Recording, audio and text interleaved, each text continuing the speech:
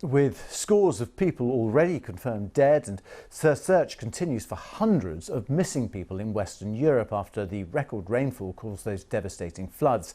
More than 170 people have been killed across Germany and Belgium. German Chancellor Angela Merkel has been visiting the affected areas, promising to fund the relief effort.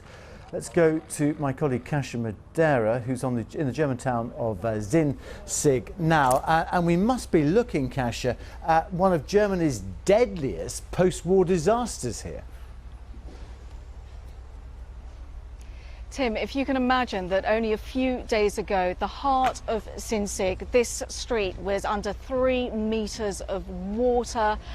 It's unbelievable what scenes we're seeing now. The water was so powerful that it swept away so many different belongings of people, and now people are coming back. They've finally been allowed, the residents of this town, to come back and clear their homes that have been absolutely gutted. These are scenes, this is one street in this town. This is repeated over and over again, not just in Sinzig, but in many towns in this part of Western Germany.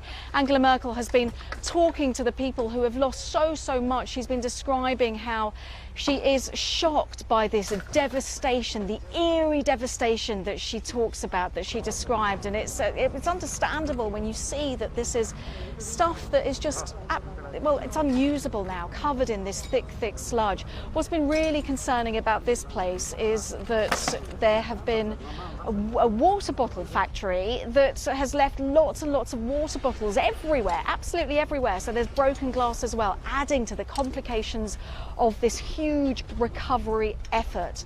Now, around 20,000 recovery workers have been mobilised, and it involves the army, the police force, but this is going to take a really long time to salvage what is, well, most of this stuff just isn't salvageable. It's a really difficult situation, and Angela Merkel in the area supporting people, just talking about her shock as to the scenes that she's seeing, Tim. Angela Merkel, of course, hasn't got much longer in office, but what are the political consequences here? Because there had been warnings, hadn't there, more than a week ago, that flooding was likely to take place there. There's been such a debate about that as well. I mean, people here on the ground, they're just so busy trying to come to terms with what has happened. But of course, people are talking about the fact that the warning system, was it good enough?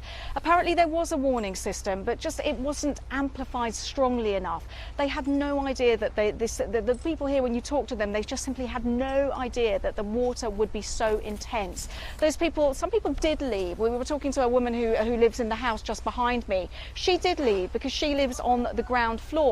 But the people that live above her, they refused to. They could not believe that the water would be so intense, and they were still trapped in their buildings when this water was just gushing through. They were actually lucky to survive. So yeah, a lot of discussion. In the future, I'm sure that there will be a lot of questions as to how the warning systems weren't strong enough. But at the moment, well, what we're seeing here are people just quietly getting on. Most of these people have come from different towns to just help out, to pull their sleeves up to help out, because the recovery is just going to take such a long time, and people have lost so much in these small towns in what is a beautiful part of Western Germany. Okay, Kasia with the latest. Thank you very much indeed.